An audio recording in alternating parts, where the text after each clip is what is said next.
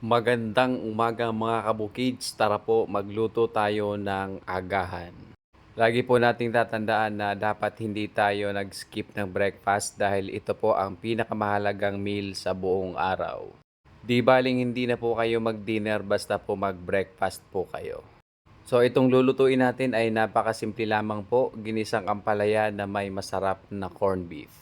Okay lang naman po na kumain ng processed foods paminsan-minsan. Huwag lamang pong dadalasan dahil mataas po ito sa sodium at trans fat. Kayo ba mga kabukids, ano po ba ang inihain nyo ngayong agahan? Tayo mga Filipino sanay na sa kape at tinapay lang, di ba? O kaya naman minsan sinangag at saka tuyo na may kamatis, pwede na. So ito na nga mga kabukids, nilagay ko na nga ang napakasustansyang ampalaya.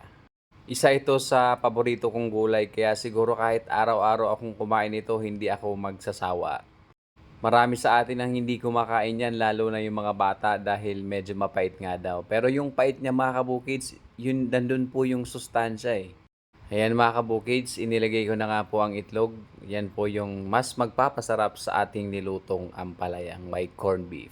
Haluin lang natin ang marahan, wag po masyadong halo para hindi masyadong pumait ang ampalaya.